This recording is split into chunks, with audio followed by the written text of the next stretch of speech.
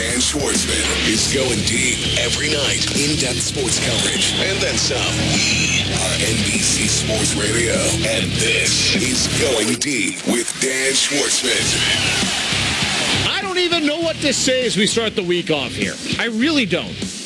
The NBA system, to me, is absolutely broken. The Golden State Warriors, far and away the best team in the NBA. Heck, they swept aside the Cleveland Cavaliers in the NBA Finals. They've won 3 out of the last 4 finals. They already were the best team in basketball, and they have added the best center in the game. DeMarcus Cousins coming back from a torn left Achilles. Cousins of the 25 points, 13 rebounds, 2 blocks a game statistics, has agreed to a 1-year, $5.3 million deal with the Warriors. It's ridiculous. The NBA system is broke, and it needs to be fixed.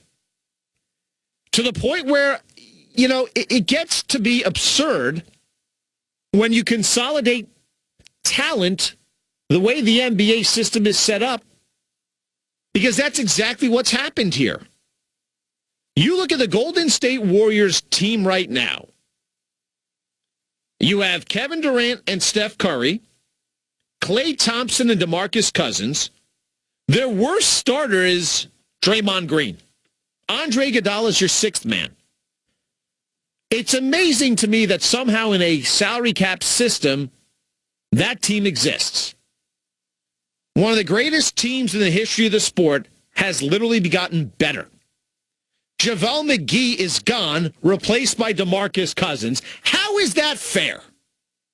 How is the NBA fair when this season, and we're not even close to the start of it, is officially over? Everybody in the NBA is now playing for second place.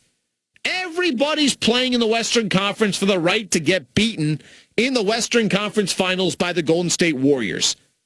At this point, I don't even know why the Eastern Conference exists. They stink. It is not even a competitive league. And I commend the NBA for attempting to put incentives in place to try to keep talented players in smaller markets by allowing them to sign players for 1 year longer and for more money. But it doesn't work. The system doesn't work. And if you're Adam Silver, it's time you sat down with the hierarchy of this league and the owners of the NBA, and you say, we have to fix this problem. Because if we don't fix this problem, this league becomes unwatchable. Frankly, it's unwatchable now.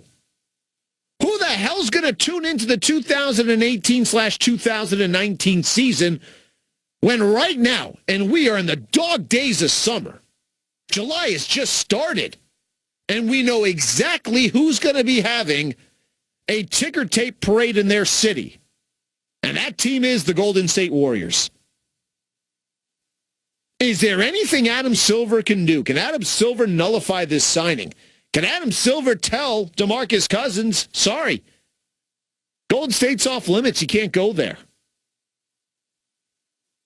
There's freedom. You can do what you want. But the reality is, the NBA needs to be competitive. And one day after the big news of LeBron James going to the LA Lakers, maybe making LA relevant again, which is important. It's the number 2 biggest media market in America. It's the Showtime Lakers. Today, who the F cares that LeBron James went to LA? Because it's insignificant.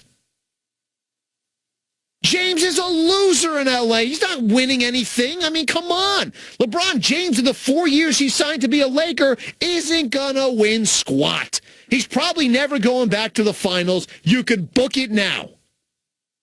Oh, but DeMarcus Cousins is only signed for 1 year. Who cares? So he leaves. You go back to Steph Curry, Kevin Durant, Klay Thompson, Draymond Green. Whoop-de-freaking-do. More championships to win. That's what it is. So all that excitement in L.A. Southern Cal celebrates for a day. Woo, we got LeBron James. Wow, we're relevant again. Whoop-de-doo. A day later, Golden State just trumps that. Yeah. Goodbye, JaVale. See you, buddy. Oh, we got the best center in basketball. 25 point, 12, 13 rebound guy, 2 blocks. And we got him for the bargain basement price of $5.3 million. DeMarcus Cousins, by the way, is weak. DeMarcus Cousins, by the way, has no pride. DeMarcus Cousins is just a follower. That's what he is. That's what a lot of these NBA players have become. They're followers. Durant's a follower. DeMarcus Cousins is a follower. Nobody wants to build themselves and be the center point, the focus point of winning something. They all just want to follow the masses.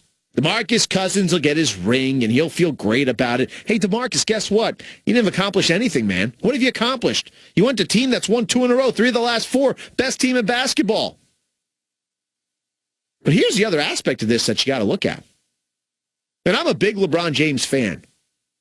But maybe LeBron James is not so popular around the league. Maybe LeBron James isn't the best teammate. Maybe other star players just don't want to play with LeBron James. Oh, why do I say that? Gee, let me give you 2 reasons.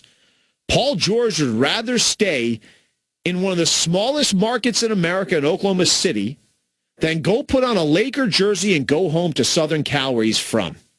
Okay? He'd rather stay in OKC. Don't tell me it's about money, okay? Bottom line is guys like Paul George make a ridiculous amount of money anyway, right? They get tons of endorsement deals as well. He stays in OKC, says nope to the Lakers. By the way, didn't even meet with them. Didn't even care. DeMarcus Cousins could have gotten more money from the Lakers. Instead, he signs a 1-year, $5.3 million deal. Does he just not want to play with LeBron James? So the big signing of LeBron James brings you what? Kentavious Pope? Rajon Rondo? An older version of Lonzo Ball? What the excitement of bringing in LeBron James brings you Lance Stevenson? This is the best that LeBron James can help you bring?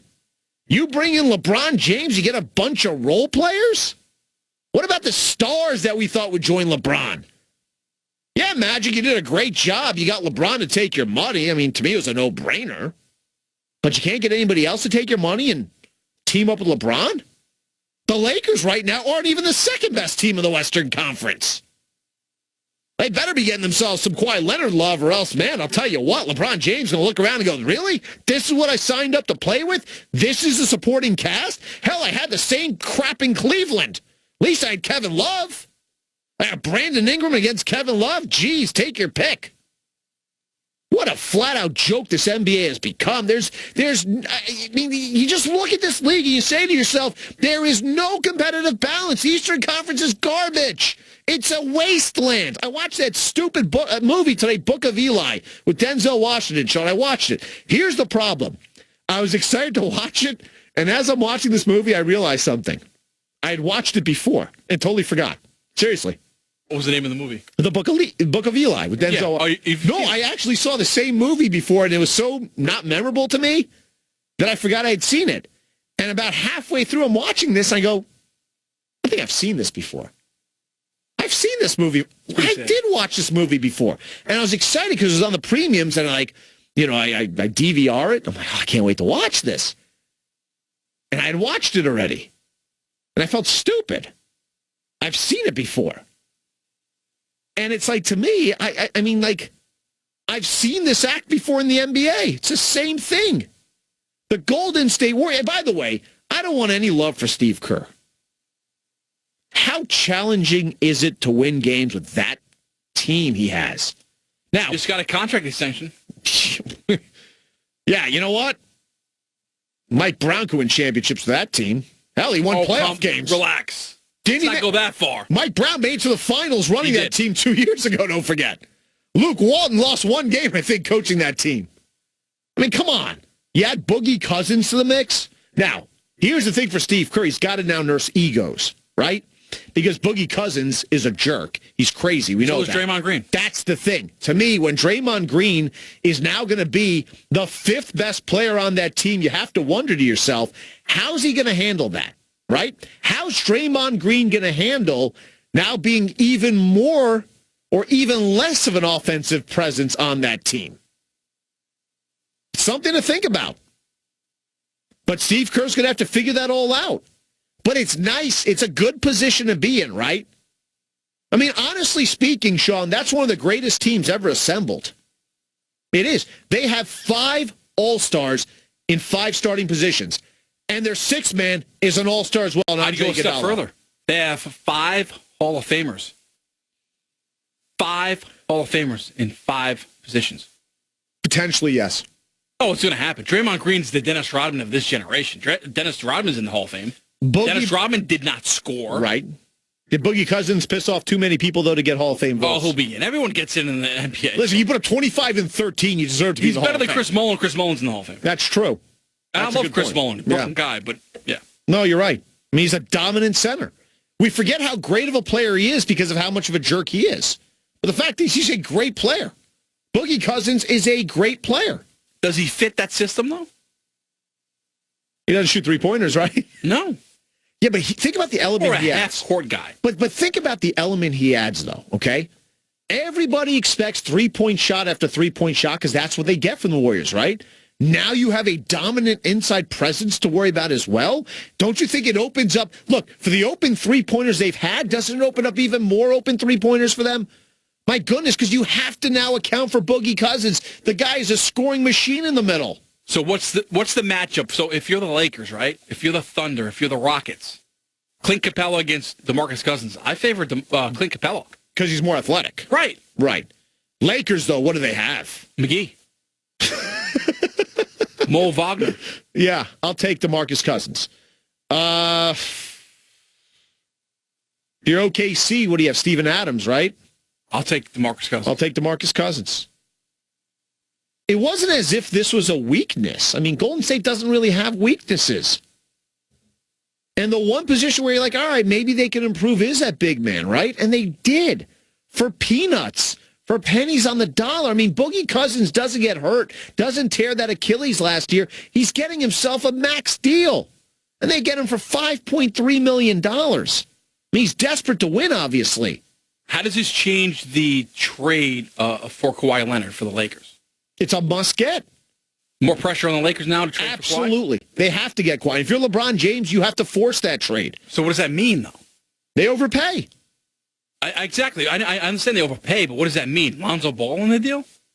Yeah. Do you think they brought in maybe they brought in Rondo for a reason? I agree, yeah. Because Rondo at $9 million doesn't make any sense. He's repetitive. Lonzo's the younger version of Rondo. Exactly. Lonzo's the younger version of Rondo. They both are great floor generals. They both can't shoot.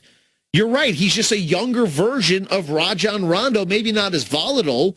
But the fact is, why do you bring in Rondo? Maybe the writing's on the wall for Lonzo Ball. Maybe a three-way deal occurs where the Spurs may not want Lonzo, but another team certainly will want him, so a deal gets made. But at this point, if you're the Lakers, you have got to get Kawhi Leonard. You did not bring in LeBron James and surround him with the Lance Stevensons of the world, all right? That doesn't win you anything. We got to get plenty more into this NBA stuff because it is wild and wacky the last couple of days. Next, Going Deep, Dan Schwartzman, NBC Sports Radio and the NBC Sports Radio mobile app.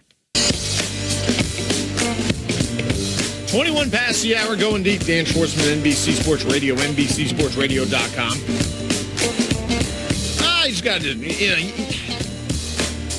you got to understand that as fans, unless you're the fan of a team that's dominant, don't you want competitive basketball? Don't you want fun? Don't you want the unknown?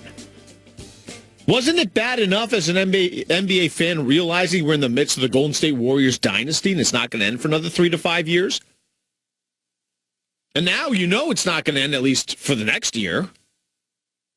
How is it interesting for you as a basketball? This is what I want to throw out to the basketball fan out there. How is this interesting for the sport of basketball? How is this competitive? Like, why would you want to watch this? Like, is it about seeing who's, if Golden State can win 74 games, is that what it's about? Is it about watching one team dominate everybody else by a mile? Is that what it comes down to? Why are you going to watch? If you live on the East Coast, there's no point in watching. No offense, Boston. No offense, Philly. The best you got is to get to a finals in the worst conference by a mile. I mean, this has to be one of the weakest points in the history of basketball where one conference absolutely just dominates another. How do you even put together an all-star team? You can't. You have to do the same format as you had last year where you just get the bunch of guys, right? I mean, Al Horford's like the 5th or 6th best player now in the East, probably. Hate to say it. I mean, think about the lack of talent in the Eastern Conference. What the hell is the Eastern Conference doing wrong to where everybody wants to go west? Utterly ridiculous. Ridiculous. Like, you watch all these moves that are going on during free agency, and 95% of them don't mean squat. They don't mean anything. In fact, LeBron going to the Lakers right now means nothing when you look at the rest of his team. They're not going to be competitive against Golden State. Every single team has to be compared to Golden State, and nobody out there compares to them. How is this fun for you as a basketball fan? Let us know. On Twitter, follow us, send us your thoughts at Going Deep NBC. Again, at Going Deep NBC. There is not an ounce of a reason for me to tune into basketball this coming year. Nothing. What am I going to watch? Am I watching to see who's second best? Is that what we're watching for now? Who's going to be runner-up? And as it was last year, the second best team in the NBA is going to come out of the Western Conference. So the Western Conference final is going to be the best series, and the finals is just a formality like it was last year. As in the 1980 Winter Olympics, beating Russia in the semifinal matchup, that was it. Finland was just like the cherry on top to win the gold.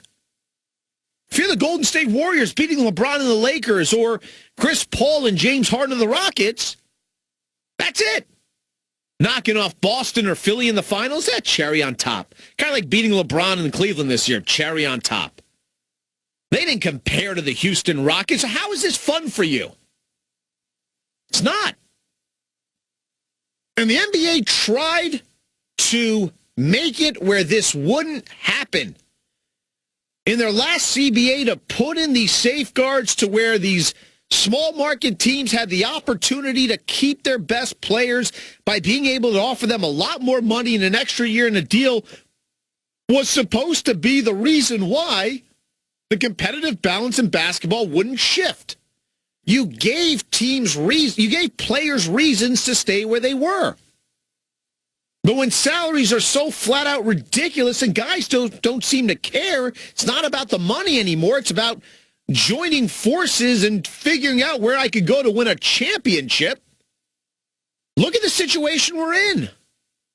Sean, are you excited to watch basketball this year when you know exactly what the outcome's going to be? I am not. And I keep thinking about the Toronto Raptors, right? Mm-hmm.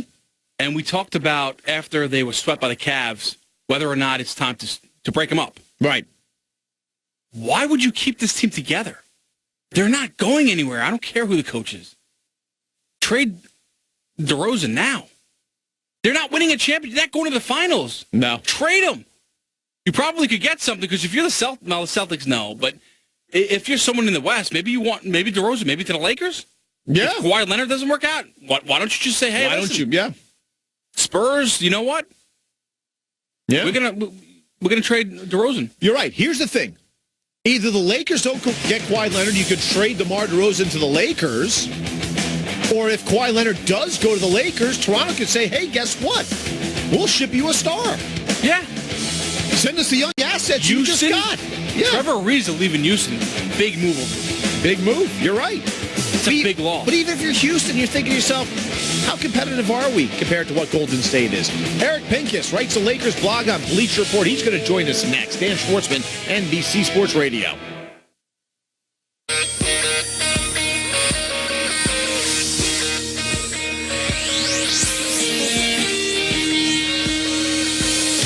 Dan Schwartzman is going deep right now on NBC Sports Radio. 35 past the hour. Is the excitement getting tapered down a bit in Los Angeles after the Boogie Cousins move? Some thought Boogie Cousins would be heading to the Lakers to join LeBron James. That obviously is not the case now, as well. We know Boogie Cousins is going to Golden State. As I said, the rich get richer, as Golden State Warriors literally have not a single hole on that team. It is honestly one of the greatest teams we've ever seen put together. It is.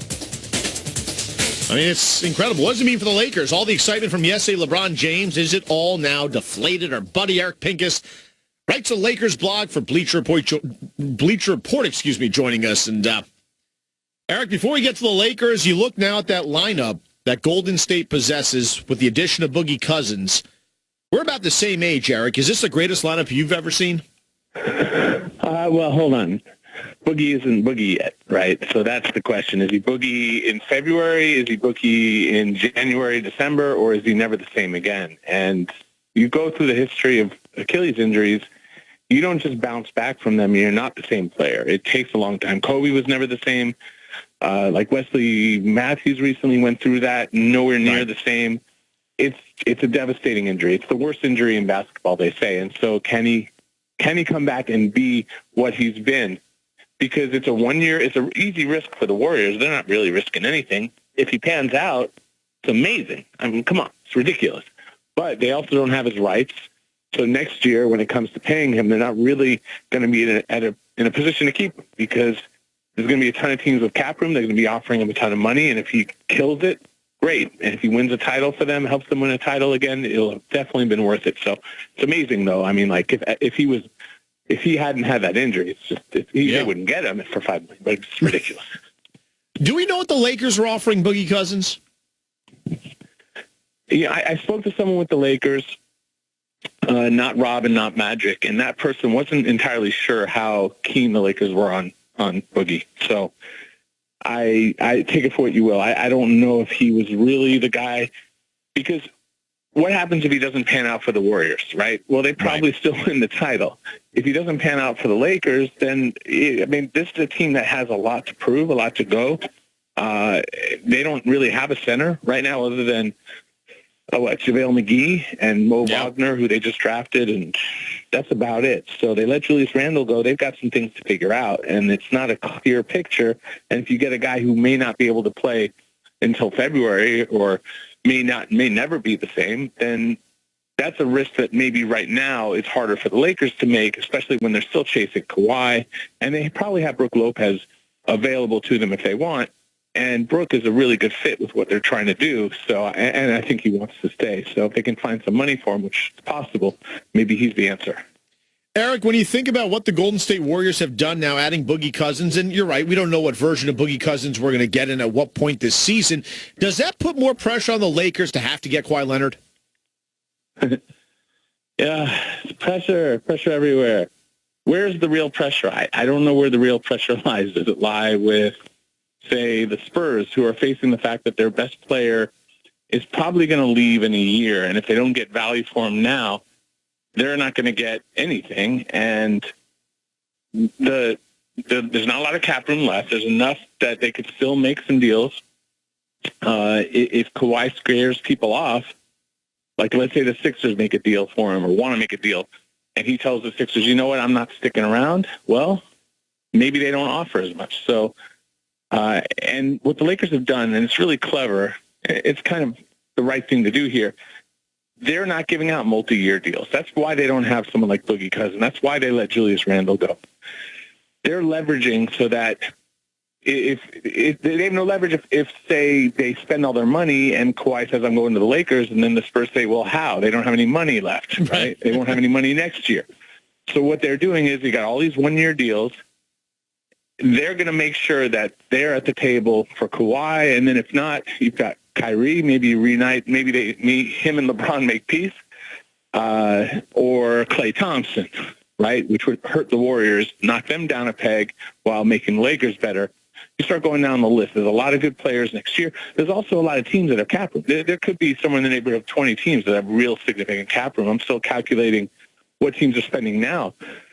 But there's going to be a lot of competition, but the Lakers are the only team that's going to have LeBron. And so I don't know where the pressure lies more. The Lakers have LeBron, and LeBron, from all reports and from what I've gathered, believes in what they're doing enough to come and say, they're going to take me to where I need to go. And it's not going to happen on day one, because that's life. There probably wasn't a place where LeBron could go in day one where he just is better than the Warriors. But if he's going to believe the Lakers' version of the process, then they don't have as much pressure. But if LeBron is saying trade Lonzo and trade Ingram and trade all the other kids and get me some veterans, that's a different kind of pressure. So there's no answer yet because the story isn't written yet. And I mean, we're only still on, it's July 2nd, and so much has happened in the last 24 hours. I'm just still trying to figure it out. Chat with our buddy Eric Pincus, writes a Lakers blog on Bleacher Report here on Going Deep. Dan Schwartzman, NBC Sports Radio. They sign Rajon Rondo a 1-year, $9 million deal. To me, it's just an older version of Lonzo Ball. Both guys can pass well, they can rebound, they just don't shoot very well. Does this move kind of tell you to a point, Eric, that maybe they're thinking about life after Lonzo Ball? I mean, there's two ways to look at it. One is maybe they're ready for vet players and they're going to move off all their kids. And another one is to say, who's better to teach Lonzo Ball how to play in this league than one of the best, really non-scoring point guards that we've seen in the last however many years. Rondo's, like, his best years were what, like 12, 14, 16 points a game? Yeah. That is not Rondo's strength, but he's won championship with the Celtics. He's been a tremendous force in this league, and they're very different in how they run the point. I would say that Rondo's a little more ball dominant, but Rondo is really intelligent. He's probably one of the he almost too intelligent. You know, like I think in some ways it's gotten in his own way because sometimes you get a little too smart and it's harder to deal with life sometimes. So I think he's had some troubles in certain situations because he is so intelligent. But what's interesting about Rondo is he shot in the neighborhood of 35% from three, something like that. He's a reasonable shooter. Obviously, he can't shoot free throws. He's not the defender he used to be, but he knows how to play. And Lonzo needs that kind of mentorship. And then if Lonzo isn't ready, and Lonzo has struggled with some injuries, if he's not that, you're not going to completely fall off and have to go to Alex Caruso, who's a guy on a two-way contract, and now he's starting for you. Or they had Tyler Ennis last year. Now you're going with Rondo. So if you have Rondo start, if Lonzo's out, you don't miss a beat. If Lonzo's playing well, great. Rondo can sit. And one more thing about Rondo is one of his goals is to be a coach. So he's very much into the idea of mentorship. So it's not like I'm going to go take this kid's job and I'm not going to help him because I want his job. It's more like this is about what Rondo's starting to plan for his post-playing days. So it's a good fit when it comes to that mentorship role. Who's shooting the ball, though, in the backcourt for the Lakers? Well, the story's, like I said, not written yet. I think KCP will have a good year shooting. He did have a good year last year shooting, except for there was a difficult stretch when he was basically incarcerated, and he played terribly during that stretch. I mean, yeah, he was literally under house arrest or in something like that. He was, and like I remember when Kobe had his legal problems, and he still was an insane basketball player and killed teams, and on days he had court appearances. That's not most human beings, right? Kobe was, in that way, almost sociopathic, and I would say that to Kobe's face. So that it takes a very special level of focus to be able to put aside everything else and deliver. And KCP was good otherwise. I mean, do you want him dribbling the ball up, making key decisions with the game on the line? The answer is no, but that's not his role. So you have KCP. I'll say this, that Lonzo is, if he's a good shooter in any areas, it's as a catch-and-shoot player, a spot-up shooter, right? Like he can hit a shot off a catch at a reasonable clip. Now, he started out terribly, so the numbers for the season are bad. But if you look at after a certain point, now he's streaky, he doesn't have a good-looking form, he's got a long way to go at this, so it's not a strength. But I think Lonzo will improve. Rondo's been, as I said, he's been steady. Josh Hart, if they're not trading him for Kawhi Leonard, he's I think someone who has that potential. You just start going down the list, and there's no one I can say on this team. And Kuzma's the closest. If they keep Lopez, they need shooting desperately. But they got a lot of pieces that they also needed really badly, and playmakers and intelligent players and veterans. But I mean, Lance Stevenson. I mean, he'll help you a little bit, but he'll have games where he'll shoot 1 for 11, and he's not shy. So if he's shooting poorly, it's not going to be a 1 for 4. It's going to be a 1 for 11. Last question, Eric. Were the Lakers surprised that Paul George didn't even give him an audience? I know some people with the Lakers. I don't know where Magic and Rob are on that. They're less forthcoming, as you would expect. They can't tell everything that's going on. But I know some people in the organization were surprised by that. But they did not have a good relationship with Aaron Mintz, who was his agent. They had a difficult time with D'Angelo Russell. It didn't work out. They traded him. They didn't offer Julius Randle an extension last year. They benched Julius Randle. They almost traded Julius Randle last season. They almost traded him at the deadline. They didn't. And then, obviously, when it comes to Paul George, these guys, if you watch Paul George's video that he did for ESPN, which kind of shows like his behind the scenes, you see how prominent his agent is in that decision process. And I don't think that Aaron Mintz wanted him in Los Angeles. And I think Paul George was ambivalent. I felt like part of him wanted to go to LA and part of him wanted to stay in OKC.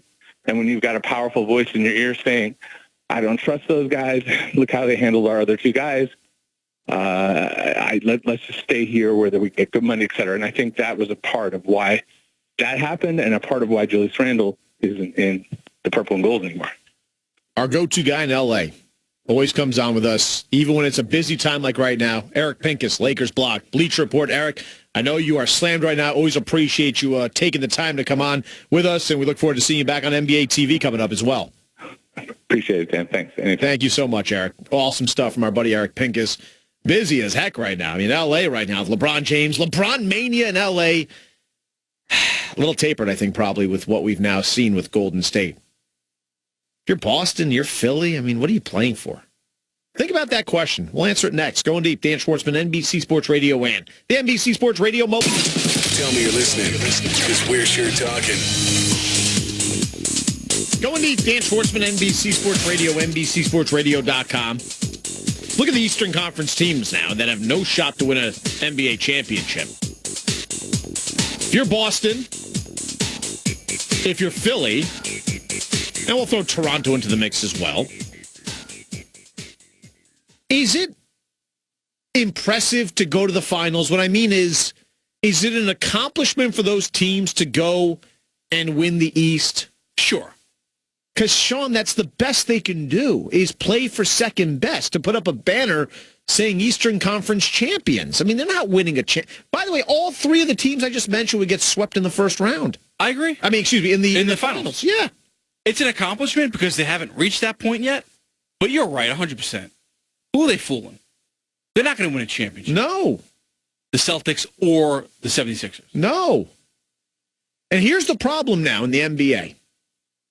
This just makes teams or players want to consolidate even more to make super teams, right? This is just going to make it even worse.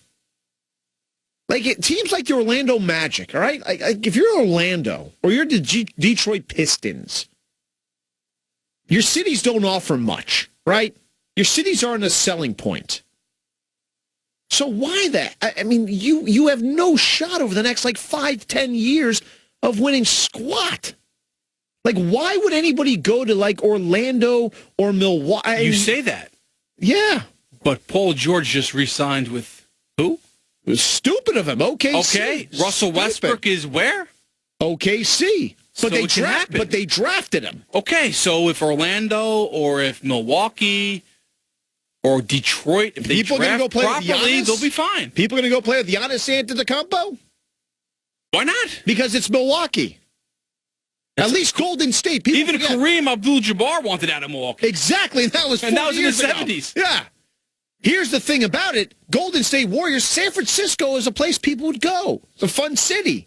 At least you have a reason to go geographically. Think about all the I see that, but cities. Detroit don't throw Detroit in there. I think they kind of are. It's not a hot spot. No, they've had a proud history. Has been a proud history. Three the last 30, titles in the last as a 25 team, years. As a team, okay, but I'm saying geographically, it's not a hot spot. Not as bad as you think. I can understand putting together the big three in Miami, right? It's Miami, South Beach. I can understand Boston when you had, Paul Pierce there and Garnett came and Ray Allen came. It's a big city. Stuff to do. Right? I understand. Boston's not a big city. There's a lot more happening in It's Boston. similar to Detroit. But it's not as abandoned. But if you're black, you really want to live in Boston? Seriously? Apparently so. No, a lot of people say they don't. I know. Apparently, yeah. But apparently the answer is, enough that Ray Allen wanted to join, Kevin Garnett and Paul Pierce. You heard Adam Jones from the you're Baltimore right. Orioles. CC Sabathia has talked about it as well, the racism that they felt or heard in Boston. Absolutely, Boston gets a rap as being a racist city. Nothing new. People in Boston listening on WEI. I've read columns that said that Kawhi Leonard wouldn't like living in Boston. Yeah. Now, I don't know if that's true, but I'm just saying, I've read articles. It's out there is my point. Right. I don't think we ever heard the Kevin Garnett's. Have you been to like Boston? That. It's a small city. Yeah, it's a small city, but relative to New York or L.A. or Sure. Chicago. Yeah, of course. It's more in the realm of Philly and places like that. Right. But the problem with Detroit is, Detroit as a city is pretty much. It's you the still suburbs. have the outskirts of the suburbs, but it's the suburbs, right? It's a four sport too, right? There's a lot going on though. You have Michigan football, Michigan State football. Yeah, but the players don't care. There's a lot going on. It's a big sports town. Yes, but the city itself isn't exactly a hot spot to go hang out on a Saturday night. That's the problem. You want to go gamble at Greektown, go gamble at Greektown, but it's not a geographic draw for multi-millionaire young athletes compared to other places. Hell, at this point, what's the draw in the NBA except for Golden State, apparently? Jordan Schultz, our buddy, Yahoo Sports college basketball analyst, he's going to tell us more about this next. Going deep, hour 2 next. Dan Schwartzman, NBC Sports Radio. Dan Schwartzman is going deep every night. In-depth sports coverage. And then some. We are NBC Sports Radio. And this is Going Deep with Dan Schwartzman. It is hour number 2. The NBA rolling along. Free agency. Wacky since it's began. Big news, LeBron James goes to the Lakers. The other news is obviously Cleveland's now insignificant, erasing all memory of LeBron James. How about that? The hometown kid leaves not once, but now twice from Cleveland. Unbelievable. Dan Gilbert must be an absolute nightmare to work with. Seriously, he has to be. That's got to be one of the reasons behind all this, right? And the Golden State Warriors, of course, rich getting richer, signing Boogie Cousins, 1-year, $5.3 million deal. Think about this. It is a foolproof signing by Golden State. $5.3 million in NBA dollars is nothing. It is an absolute steal for the most dominant center in the league, if healthy. Now, we don't know what kind of condition he'll be in when he gets in. We don't know how healthy he'll be and at what point in the season he will be able to come back and contribute. But Boogie Cousins brings an element to Golden State that they have not had. JaVale McGee is an athletic guy, but he's not a great scorer. He's not a great player. Boogie Cousins could be a volatile individual. He could be a little nuts. But in terms of his abilities on a court, he is a dominant player. Boogie Cousins is a 25.13 rebound player. 25 and 13 doesn't grow on trees. What an unbelievable player he is. What a talent he is. Now a member of the Golden State Warriors. Our buddy Jordan Schultz, Yahoo Sports college basketball analyst, been incredibly busy the last few days, obviously covering the happenings of NBA free agency, breaking tons of news as well. Check out his Twitter for all the latest news. Jordan, Boogie Cousins goes to the Golden State Warriors. I walked into work today and I said to my producer, Sean Guastamacchi, the NBA's got to do something. This is flat out ridiculous. The rich have gotten richer. Jordan, isn't this what the NBA tried to avoid when they put in these new rules of how much dollars a team can give its own free agents? Isn't this what they didn't want to happen? You know what, Dan? Yeah, I think it is. And one of the interesting parts about it is, I think the NBA thought they were in a position to avoid it. And yet, in many ways, the players have become so powerful to kind of circumvent or find loopholes that they've been able to create these super teams. And I just think if the league is serious about, finding parity and competitive balance, at the very least, it needs to consider or really implement playoff reseeding, because to me that would at least fix part of the problem, albeit not all of it, but that would be a start.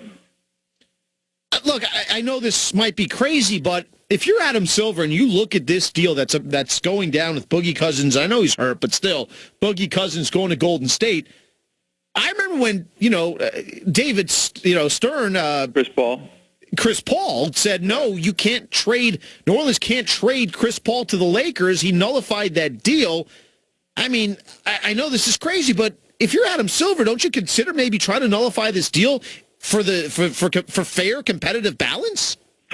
I think if it had been a long-term deal, perhaps, but the one-year deal at $5.4 million, I hear what you're saying. I would say no. I do think, the fact that he's coming back, Boogie, from a ruptured Achilles is no joke, and it's something that's really debilitated other players that have tried to come back from it. And he won't play until December, January. I know he said that he wants to try to be ready for training camp. I don't see how that's possible, considering it's only been a few months.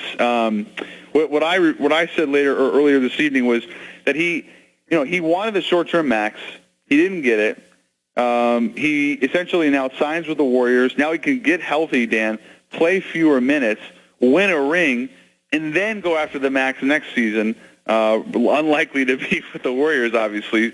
It's a really interesting component to this offseason because, to me, the Pelicans probably wanted to keep him, but obviously, apparently an offer never came. Read up all the breaking news. Jordan Schultz reporting on Twitter at Schultz_report. Also, the Pull-Up podcast with CJ McCollum. That should be interesting with him being in the Western Conference, having to deal with the juggernaut getting even stronger. You've been a fan of the NBA for a while. We're close in age, Jordan. Maybe you're a couple years younger. We're both good looking, though. But here's the thing, Jordan. In your lifetime, looking at lineups we've seen, and that includes Jordan, that includes Boston, does anybody match what Golden State has? No, I mean, they have 25 All-Star games with that potential starting lineup. Steph, Clay, Kevin Durant, Draymond, and Boogie, and not to mention, multiple MVPs with Steph winning 2, Kevin Durant 1. Both those guys have been finals MVPs. Then you got an all-time 6-man with Andre Iguodala coming off the bench. They could even put DeMarcus Cousins in a reserve role, play him 25 minutes a night coming off the bench. And I'm sure that would work as well. So the answer is no, and they're all, young and in their prime. I mean, I think Curry's the oldest at 29. So when you really think about it, it's just a joke, an embarrassment of riches. And, the fact that Cousins says he didn't have any significant contract offer, so he just says, I'll just go to the Warriors, is just shocking. It's absolutely shocking. The Lakers, just a day ago, get LeBron James. There's all this excitement about L.A., Is it telling that no big-name player seemingly wants to go play in L.A. with LeBron James? And I'm looking right at Paul George, who stays in OKC. I'm looking at Boogie Cousins, who takes Golden State's offer, doesn't go to the Lakers. Is it telling, or am I reading into it too much, Jordan? Well, I think we got to give it more time. I think what's telling and very strange is this assortment of moves that the Lakers have made in the aftermath of signing LeBron. I mean, I've now talked to multiple executives that have just said, what are they doing now? Because KCP, they gave $12 million. You know, he's not a knockdown shooter. He was 38% last year, but, you know, really not a knockdown shooter throughout his career. And the Lance Stevenson thing was just a joke to give him the mid-level, and I just don't get it. So to answer your question, I think, you know, they're banking on the fact that LeBron next summer will be able to really market this team as, you know, the GM or de facto GM, and the fact that people are going to want to now come play with him in LA. So let's give it more time. Especially, I want to see how it plays out this year, because they're not going to contend for a championship with this lineup. I know they would like to get Kawhi Leonard, but it's my understanding that, you know, their offers have kind of gotten subsequently worse. And, you know, I don't think they'd be necessarily opposed, the Lakers, to just keeping Ingram, keeping Kuzma involved with LeBron, and seeing how it plays out. Chat with Jordan Schultz, Yahoo Sports Insider, co-host of the Pull-Up podcast with CJ McCollum here on Going Deep, Dan Schwartzman, NBC Sports Radio. Do we know what the situation was when it came to Paul George, his decision to stay in OKC? From what you understand, Jordan, was it purely financial? No, from what I understand, it had a lot to do with his relationship with Russell Westbrook, the fact that they had developed a good rapport. And what's really interesting, Dan, is that when Oklahoma City made that trade with Indiana, they didn't even speak to the Paul George camp about, hey, would you be willing or likely to consider staying here long term?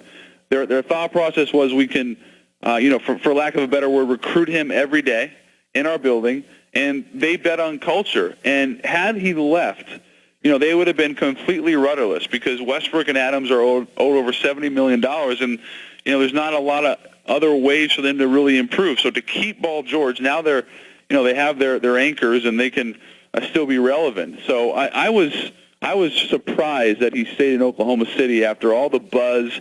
And you mentioned C.J. McCollum. I think C.J. thought he was going to the Lakers. It was just a fascinating kind of side story with LeBron now, but certainly an important one. Jordan, you've been talking on Twitter again at Schultz_report about what the Spurs have asked the Philadelphia 76ers in exchange for Kawhi Leonard. Yeah. With Golden State getting even better, and the race in the Eastern Conference is whoop-de-doo, we win the East to get swept by Golden State. Does that change the equation in your mind, Jordan, if you're Philly in investing in a deal for Kawhi Leonard for 1 year? Well, let's face it, you're not winning a championship. Yeah, and I think that's where the Sixers are right now, Dan, because, they have a very good young core, a great young core with Embiid and Simmons. But to risk kind of mortgage the long-term future and risk it for a potential one-year rental. I know there's been reports that Kawhi would consider re-upping there. Is definitely not worth it if you're not convinced or feel really good that you could retain him long-term. And I think I reported it yesterday that the Spurs had asked for 3 future first-round picks and 2 current players, not Simmons, not Embiid, but 2 current players, and I don't think Fultz was one of them. But that is a king's ransom for a potential one-year rental. So I think Philadelphia, like Boston, even more so Boston, just feels like we can play this long game and don't have to rush anything. Jordan, forget the big-name moves that we've heard. Give me one under-the-radar move that you love, and give me one move that you absolutely hate so far. Well, just to kind of piggyback off earlier, I hated the Lance Stevenson deal for L.A. He's a 29% three-point shooter. He's only effective when he has the ball in his hand as a playmaker. And, they could have got out, and with KCP as well, they could have gone out and tried to sign Wayne Ellington, who shot 58.5% true shooting last year, a career high. That would have made more sense, and that would have been at a lower rate than KCP, I think. So I hated the Stevenson deal. I don't, LeBron talks all finals about playing with intelligent or high IQ guys, and they signed Stevenson and then to a lesser extent McGee, who had a great finals, but still. So that was just strange to me, the whole thing. Under the radar signings that were really good. It's a small one, but Seth Curry for the Blazers was a really good one, and he had a phenomenal year 2 years ago. As a creator, 83rd percentile pick and roll, 93rd in isolation and off screens, and then Derek Favors re-signing with the Jazz, 2 years, 36. It's good value. It gives them flexibility next year, and they'll have an opportunity to play him at the 5, Utah. So I like that move as kind of an under the radar re-signing. Isn't it amazing? We're at a point now in the NBA where a guy making $18 million a year is a good move. Yeah, it's unbelievable. Exactly. What's going to be really interesting is next summer when these 2016, salary albatross contracts come off the books. Then what happens? Because a lot of these teams are going to really be aggressive, and so I think next summer in many ways is going to be more interesting than this summer. Yeah, incredible.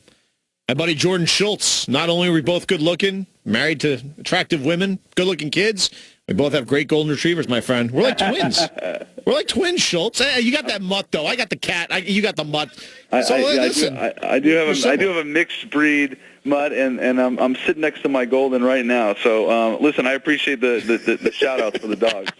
Is that the PC way now? Mixed breed? You can't call it a mutt. It's mixed breed now. No. I was just playing with you. No, she's a mutt, and listen, we have cats too. We have a circus in town. Are you the hoarder or is the wife the hoarder? I think it's actually me. So I kind of play it off, but it is me. It's definitely me. It's funny. Like I've told everybody that cares to listen to me, and it's very few people, that when I'm 85 years old, and I told my girlfriend, who I'm going to marry at some point, and she thinks she'll be dead by the time I'm 85, I'm going to be one of those crazy old men with like 40 cats in the house. I'm telling you right now, that's going to be me. I'm going to be that crazy cat guy on the block. The cats are great, dogs are great. The more animals around, the better. There's like studies linked to it, right? Like, more animals or, people around dogs, you have a better life expectancy. These are all good things. Right, because spouses talk back, kids yell at you, and at some point they don't like you. And animals don't judge. They don't love you. Exactly right. You feed them, clean the litter box, you take them for a walk, and they love you regardless. Jordan Schultz, that's why we stay young, my friend. We understand the value of that. Absolutely. Well, listen, I appreciate you. Have a great night. You as well. Jordan Schultz, Yahoo Sports college basketball analyst. Jordan, appreciate the time, as always. There you have it. Our buddy Jordan Schultz. Look at that good-looking Golden, by the way. Yeah. Telling you. Love Goldens. Goldens are great. Cats, not so much. Why? Because they'll rip my eyes out. When you're dead. While I'm asleep. No. Trust the cat. No. You're totally wrong. I'm going to have to explain it. Plus, I'm allergic. So am I. It's called medicine. It helps. Yeah, no, I take enough medicine. I don't need that. Unbelievable. We got so much more going on. Free agency. You know what's interesting? Jordan brought up that Lance Stevenson move. I do have to wonder, what the hell is Magic Johnson and Rob Pelinka doing, bringing in the adversary of LeBron James? The one guy that LeBron James never likes to play against.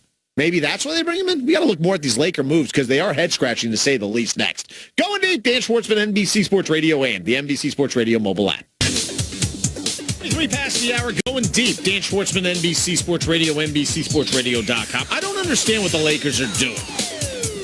I get that these are one-year deals. They're not going to kill their salary cap situation looking ahead to next year. And I guess what they believe is, okay, we kind of struck out on other guys not named LeBron James. But a lot of free agents next year, too. Maybe, Kevin Durant's going to be a free agent next year. He's going to the Knicks. It's every time one of these big-name guys, Sean, it's amazing. Every time one of these big-name guys does something like that, it's automatically, they're going to be a Knick. Why the hell do you want to go to the Knicks right now? That moron James Dolan running Fizdale, the team. Right, that's what it is. Well, the David Fizdale factor. They always say this. Wow, Derek Fisher. Do you remember that? Yeah. It got you Mario Huizenga, whatever his name is. Yeah, like, really? That's what you got. Yeah, one-year deal. The European Michael Jordan, remember that? The European Michael Jordan, who did nothing in 3 years. Orlando got rid of. Yes, exactly. They did not even pick up his option deal. 5th overall pick. His claim to fame, drafted right after Kristaps Porzingis. Why would an NBA player want to play for James Dolan? Because he'll pay? His check's clear? I don't know. What? You're right. There's no reason. 20 years he's done nothing. It's a losing organization. It is nothing but a losing organization. But the Lakers, to me, you know what? Magic Johnson, I guess, gets to keep his job because he said, if I can't land a marquee free agent in the next 2 off seasons, then I'm going to quit. Well, he landed LeBron James. Doesn't get bigger than that. But here's the problem. Doesn't count. But here's the thing, though, Sean. Where was LeBron going? LA. It was going to be LA. That's what I can't believe about I don't want to hear about Jeannie Buss. Come on, stop. It's ridiculous. When they win a title, because you measure success by titles in LA. Yes. Like the New York Yankees. Not about like getting LeBron James as a free agent. No. You have to win. And right now, Golden State's the favorite. LeBron James was supposed to get you Paul George. This whole notion of let's build a so-so team for this year where we still have the ability next year to spend money, bring somebody in, is nonsense. That wasn't the plan. When LeBron James is 33, going on 34 years old in December, you don't throw away a year. So all this BS about, this is a 2-year building program. No, it's not. They fully expected to get Paul George. They were spurned. Dude didn't even talk to him. But that's not the plan, just bringing in LeBron and then older guys and washed-up players. I mean, you bring in Rajon Rondo. Where's he playing? You split minutes between Rondo and Lonzo Ball. You can't put him on the court at the same time because that's 0 for 10 from three-point land. Why would you do that? Doesn't make an ounce of sense. Lance Stephenson's a flat-out waste of money. Maybe the whole point is LeBron gets flustered when he plays against him, so let's bring him in so he doesn't have to play against him. There's no other logic for that move. None. 100% agree. I think Lonzo's getting moved. Yeah, I agree. Why else would you bring in Rondo? Doesn't make sense if you decide to keep them both. And so they have to keep one of those 3 young guys. Kuzma, Lonzo, Ingram. They have to keep one of the 3. If they trade all 3 of them for LeBron, who's 33 going on 34, a 2-year window, in my opinion, that's a big reach. Here's the other thing that's interesting to me. So Julius Randle, who they renounce his rights, He's now with the Pelicans. 2 years, $18 million. It's $9 million a year. They keep Kentavious Caldwell-Pope for $12 million. They bring in Rondo for $9 million.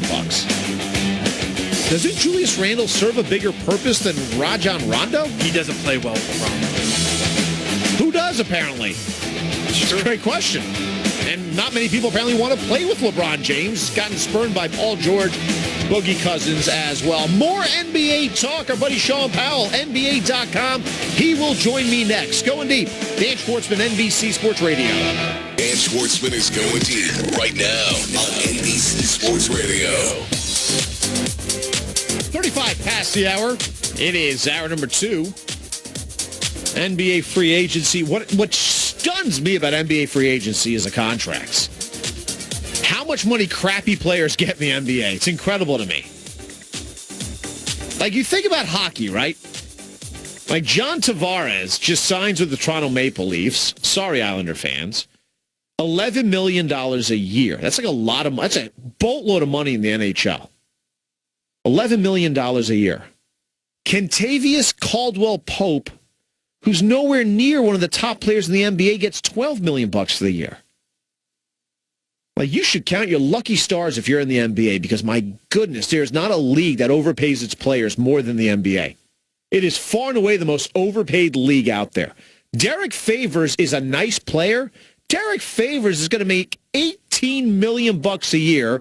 For those who aren't good at math, that is $1.5 million a month. He's making a little shy of $400,000 a week. Not a bad gig if you can get it. More NBA talk, free agency. Our buddy with NBA.com, Sean Powell, joining us. And, Sean, we got to start off with the Golden State Warriors, obviously a team that you know well. Bringing in Boogie Cousins. Surprise. I mean, was this expected, Sean? Is this a move that you anticipated happening? All right, we got to get Sean back. We just, I think, may have lost him for a second. All right. Let's get back with our buddy, Sean Powell. Sean, can you hear me? I can, yeah. Oh, there we go. Perfect. All right, Sean. Here's the thing. You are very familiar, obviously, with the Golden State Warriors. They bring in Boogie Cousins. Was this an anticipated move? Is this a surprising move to you? I wouldn't say it was anticipating. I would just say that it was convenient, because Boogie Cousins is coming off an Achilles tear, which is probably the worst injury you could have as a basketball player. And he won't be in the mix until, maybe January, February? So nobody's going to give him any kind of lengthy, expensive deal. That allowed the Warriors to kind of step in. And if you're Cousins, you're like, look, if nobody's giving me a long-term deal, big money, and the best offer I got out there is a short-term deal, then I'm going to try to win a championship. So it's a matter of convenience for the Warriors. They were able to get him because if he was out there, there's no way they'd have him. And for Cousins, if he's going to have to take a short-term deal, it's going to be with the Warriors. Sean, I always thought a salary cap meant you had the amount of money, you couldn't go over it. Obviously, the NBA salary cap's a lot different than, say, the NHL or the NFL salary cap. In terms of luxury taxes based on all this talent and high salaries the Golden State Warriors have on their squad, how much money are these owners paying in luxury taxes to maintain this roster? Well, we don't have the final tally. And right now, believe it or not, Oklahoma City just set the record for luxury tax next year when they re-signed Paul George and added a few other pieces. But the Warriors will pay a hefty tax once Kevin Durant signs, and maybe they add another player. But if you're the Warriors, you don't care about the tax. You're winning championships. You know, the two things. Number one, you're winning championships. Number two, your franchise valuation goes up, up, up, up. That team's got to be worth north of, it's got to be maybe approaching $2 billion. And number three, they can basically name their ticket price right now. So, look, shed no tears for the Warriors. Even if they're breaking even or losing, a margin, a fraction of money, it doesn't make a difference. These guys are loaded. They're going to win as many championships as they can. They're about to move into a new building in San Francisco next year where they'll print money. So that's the least of their concerns. Sean, I don't shed a tear for the Golden State Warriors, but I do shed a tear for the NBA and its competitive nature. I look at all four leagues right now in this country, and I think the NBA is the least competitive of them all. You have the Golden State Warriors and literally everybody else. Sean, you're a fan of this sport. Is this really good for the league? Well, it's good for the league from the standpoint where interest is at an all-time high. I mean, say what you will about super teams. Super teams get eyeballs. And so like when LeBron went to Miami, from an interest standpoint, it was great boost for the NBA because everybody wanted to see Miami. And now that LeBron's in Los Angeles, he doesn't have a super team, but, he's in Los Angeles, it's big news. The Warriors have been good for NBA business. But from a competitive standpoint, I can see your reasoning. I've always said this about the NBA. I just think that there's too many teams. You've got 30 teams. Mothers aren't producing agile 7-footers who can hit three-pointers at a record rate. You can't find that many great players. You've got 30 teams. So when one team like the Warriors sort of loads up, and yes, it sets them apart from the rest of the league, but to me, they look like the Celtics, the 86 Celtics. They look like the 85 Lakers. They look like the 83 76ers. Back in the 80s, you didn't have as many teams. You had a lot of great players to go around. And now it's the exact opposite. NBA.com, Sean Powell joining us, going deep. Dan Schwartzman, NBC Sports Radio. In terms of talent, the Warriors are second to none. And for Steve Kerr, though, is the challenge going to be trying to nurture these egos, trying to keep them in check when you have strong personalities like a Draymond Green who may take even more of a backseat offensively when Boogie Cousins comes back, if he's close to being what he's been, but also, of course, the volatile nature of Boogie Cousins. Could this potentially, and maybe this is a reach, blow up in their face in terms of locker room chemistry? I don't think so for a couple reasons. Number one, Boogie Cousins knows these guys. He played on, he was teammates with them on USA Basketball, and he likes them. I mean, and the other thing that USA Basketball has in common with the Warriors is winning. So when players are winning, those things sort of get thrown by the wayside. It's only losing or falling below expectations when players get stressed out and maybe they start getting a little bit selfish and wondering why they're not getting the ball, they're not taking the big shots and things like that.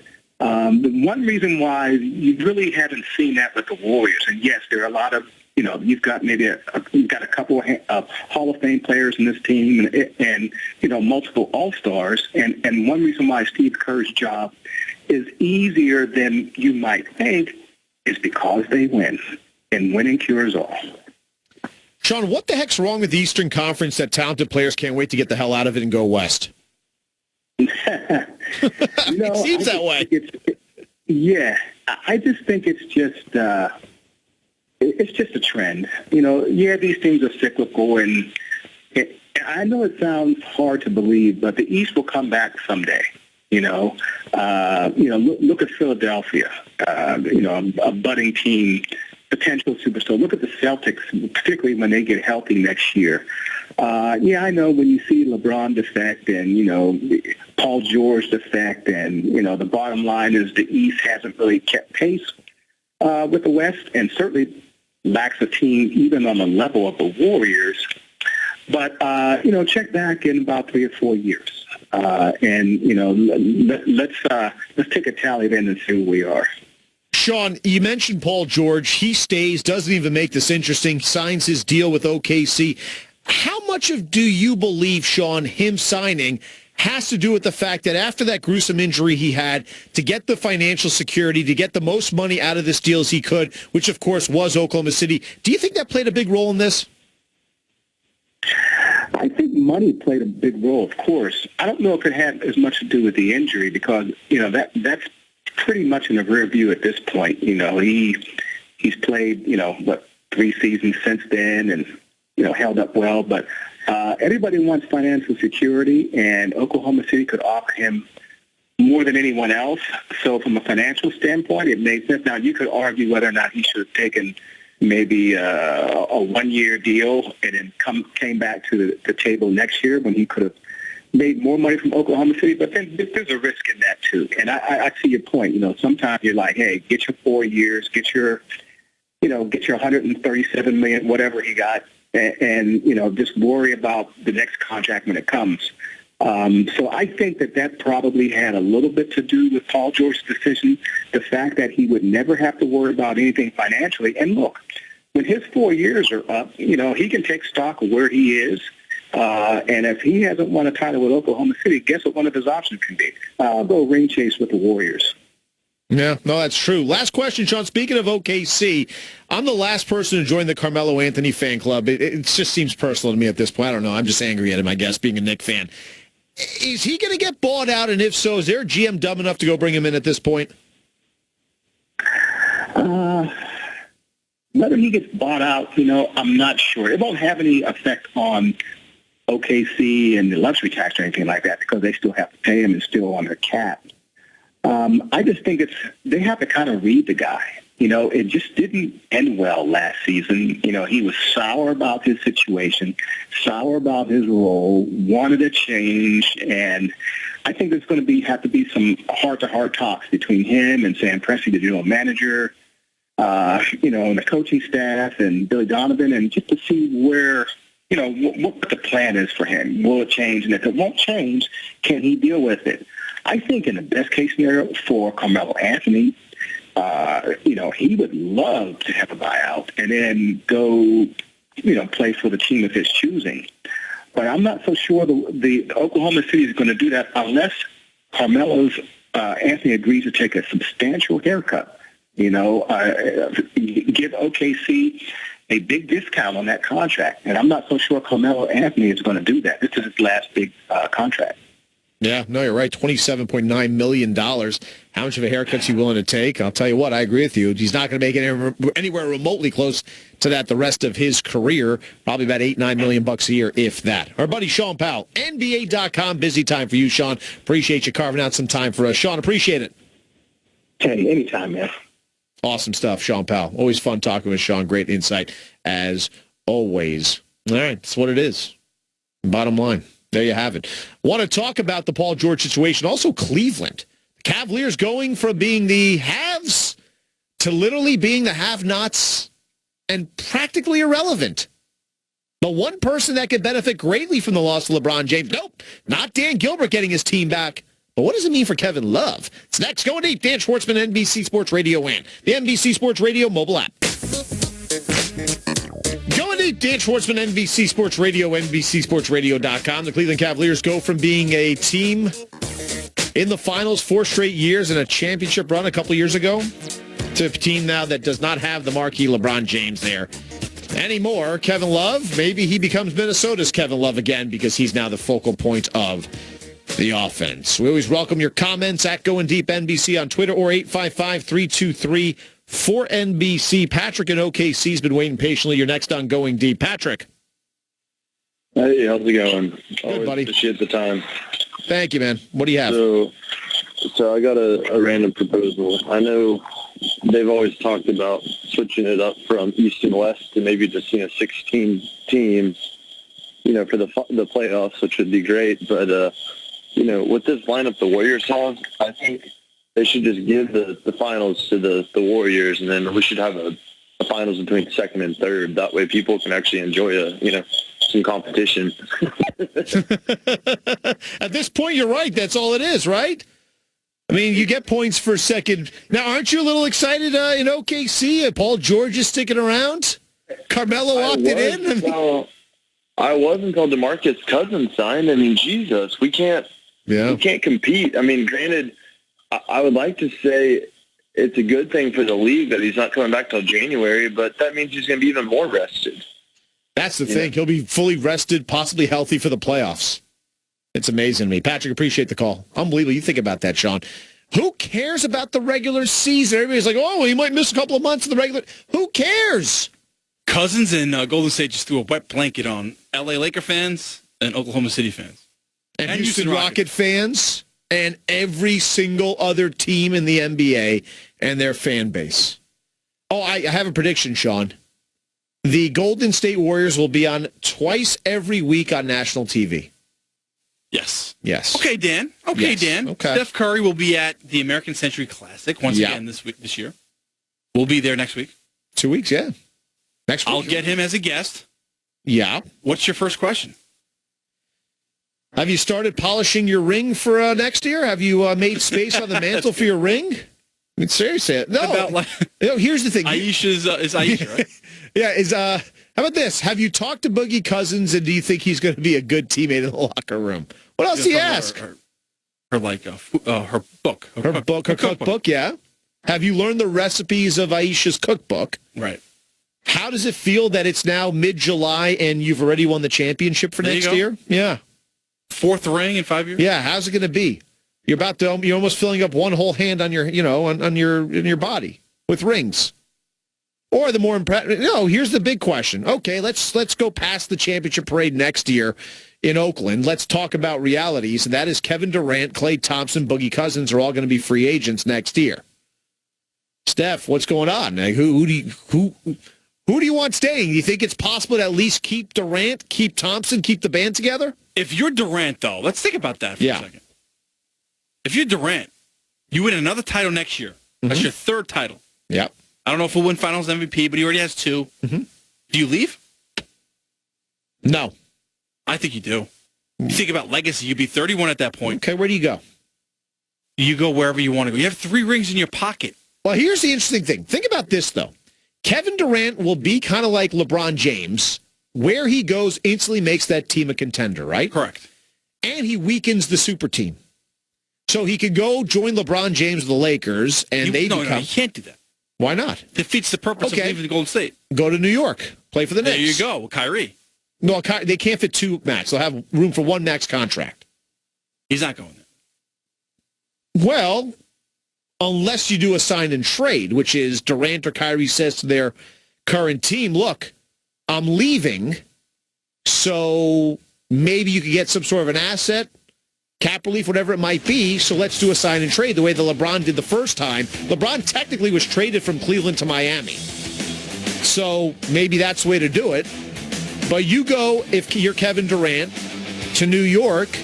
Durant, Kristaps Porzingis are kind of similar, though, right? How would they play side by side?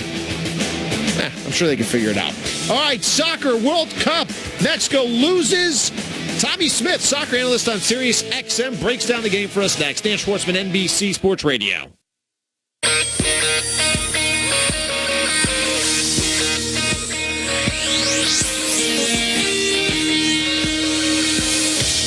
Dan Schwartzman is going deep every night. In-depth sports coverage. And then some.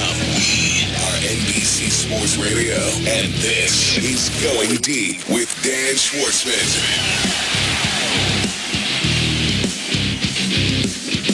Back on Going Deep, Dan Schwartzman, NBC Sports Radio, NBCSportsRadio.com. The World Cup continues.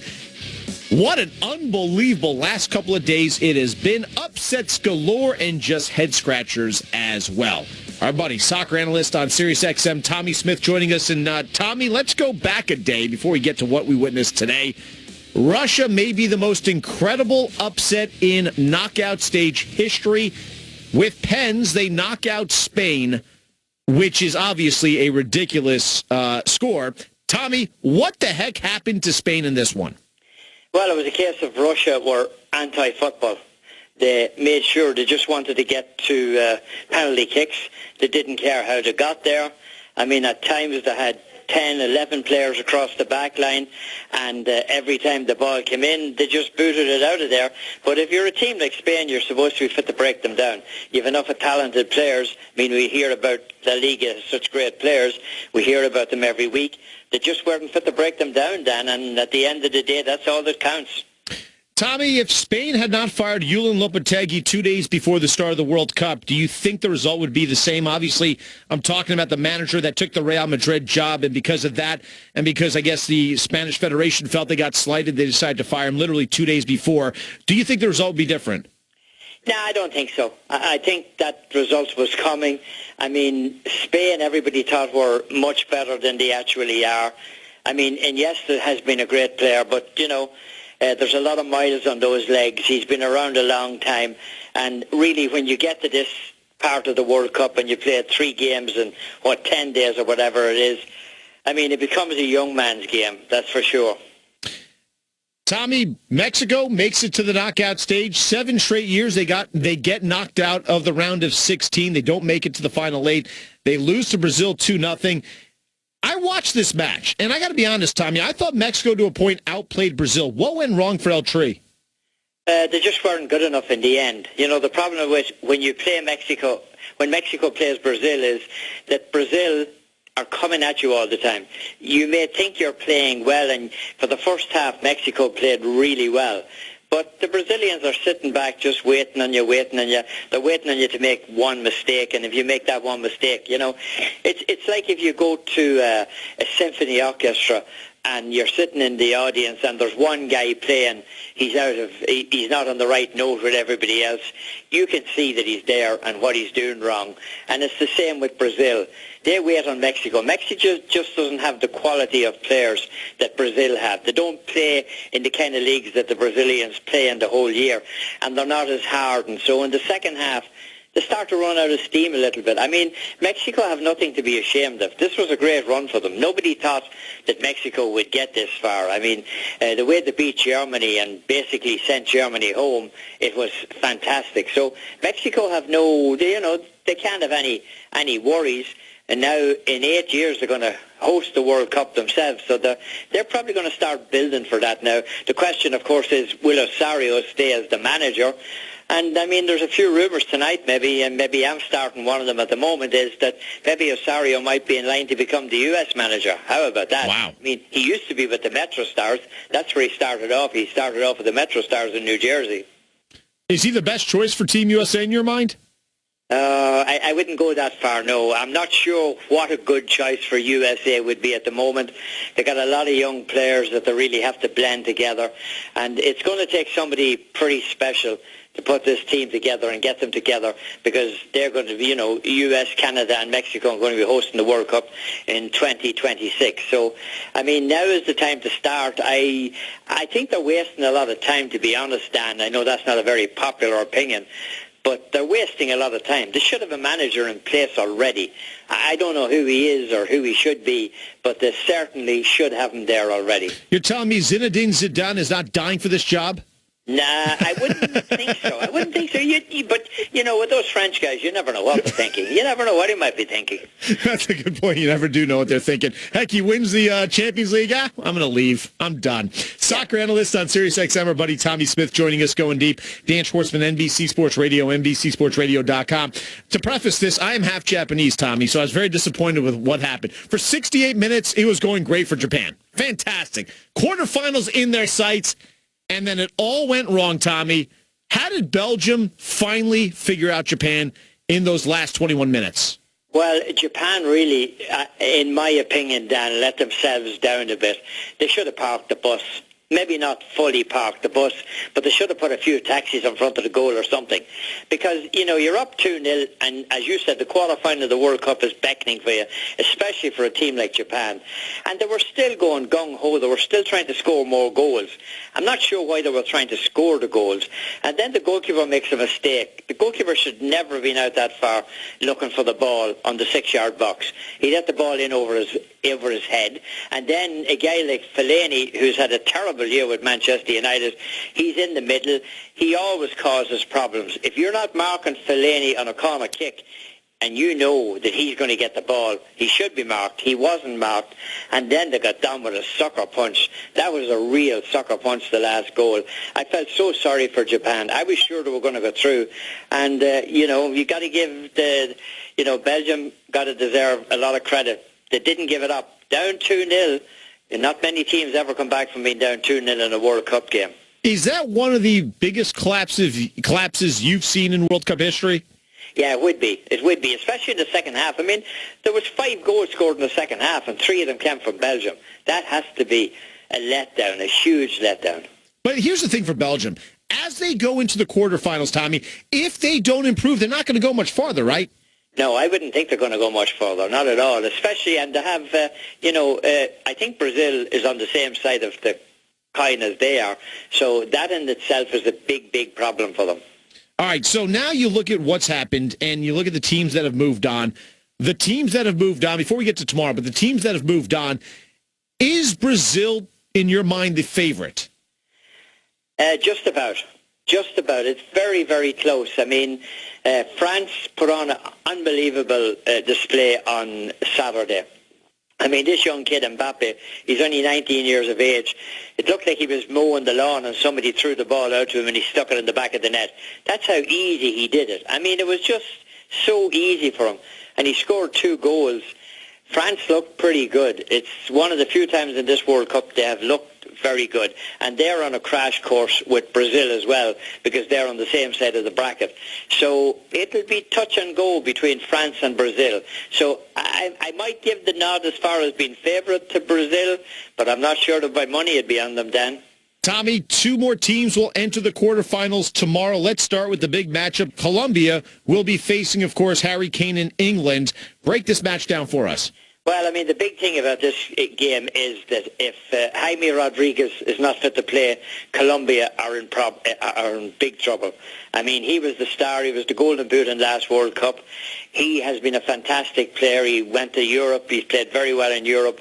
And he is a star. But if he's not there, they're going to have big, big problems. And there is rumours that he has this it's a muscle injury that just won't go away. And that's the key. I mean, obviously, Harry Kane is the man that England have, and if you get enough of the ball to him, he'll definitely score goals for you. So this game, I think, is very, very evenly balanced. But if Rodriguez is not playing, England have to be big favourites. The last one, Sweden and Switzerland. Any favourite for you? Yeah, this could be what we call a real game, Dan. I mean, this is 2 teams that are going to go out and you know what they're going to do. They're going to attack. They're going to look for goals. I mean, Sweden look pretty good. Switzerland look pretty good. They can both score. They can both defend. There won't be any love lost here. There will be, a lot of naughty stuff going off the ball and things like that. This is a game that I just think that Sweden just might be good enough to overtake the Swiss. Last question, Tommy. No Messi, no Ronaldo in the quarterfinals. Is this bad for ratings in the sense of, look, soccer, diehards are going to watch regardless because they love the World Cup. Yeah. But for the novice fans that just love it every 4 years and they get into World Cup fever, to not have the 2 marquee names in the entire sport not make it into the round of 8, how much is this damaging for the sport? Not at all. Not at all. In fact, there's probably a lot of people saying we're delighted because the debate has gone on over who's the best players in the world. Is it Messi? Is it Ronaldo? And that was actually taken from the sport because no matter what Ronaldo did, the Messi fans didn't like it. No matter what Messi did, the Ronaldo fans didn't like it. Now, I mean, they've just gone and proved that soccer is a team game. The 2 best players, arguably, in the world exited the World Cup. The 2 of them left Russia the same day. So it comes down to the teams. I mean, players that are not nearly as well known, like Mbappe and players like that, Harry Kane, players who can make a real name for themselves. It might hurt the ratings in the US. I'm not sure. I wouldn't be an expert on that. But around the world, it's not going to hurt the ratings. I mean, the one thing that you look for around the world, if you're a small nation or a big nation, is to get into the World Cup, play in the World Cup. And, when Ireland played in the World Cup, I mean, there wouldn't be a person on the streets. Not a person. Everybody's watching the game. And that's the way it is in most countries around the world. Here, as you say, it affects the neutrals. A lot of them wanted to see Messi, Ronaldo, and yeah, it would have been a great spectacle. But the thing about it is, a quarterback may win the game. Tom Brady may win the game for the Patriots, but I don't think Messi on his own, he has proved over the last 3 World Cups, or Ronaldo, the same, can win the game for either Argentina or Portugal on their own. If they're not getting a lot of help, if the players are not there, they're not going to get it. And that's why it's called the team game, and it's, the wonderful game. Soccer analyst, Sirius XM, the one and only Tommy Smyth. Tommy, appreciate the time as always, my friend. No problem, Dan. Take care. Great insight, our buddy Tommy Smyth, soccer analyst on Sirius XM. All right. You know what it's time for. That time you like to call out an individual, a college, or a pro organization that has said or done something flat out ridiculous. We throw those yellow flags. We will issue those personal fouls next. Going deep, Dan Schwartzman, NBC Sports Radio and the NBC Sports Radio mobile app. 20 past the hour. It is hour number 3, going deep. Dan Schwartzman, NBC Sports Radio. Coming off this weekend, a lot of bad signings in the NBA. Any of those qualify to be called out? I say that because it's time to call out an individual, a college, pro organization, whatever it may be, that's done or said something flat out ridiculous or stupid. We do so by issuing personal foul. Brace yourself, because nobody is off limits. It's time for Dan's personal fouls. To call you stupid would be an insult to stupid people. Well, the New York Islanders got a jolt of reality smacked in their face this weekend. Former number 1 overall pick, a member of their organization for a good, 10 years. The one and only John Tavares, number 99, 91, I think it was. Tavares bolts the island, or Brooklyn, I guess it is, goes back home to Toronto. Sean, did you see the Twitter picture that he posted of him as a little kid sleeping in his kid's bed? Yes. With a Toronto Maple Leafs blanket? Blanket, pillowcase, That's right. Yeah. sheet. Yeah, he had it all. He, of course, grew up a big Toronto Maple Leafs. Did you post stuff like that or sleep in that? Did you sleep in Yankee sheets and No. pillowcase? No.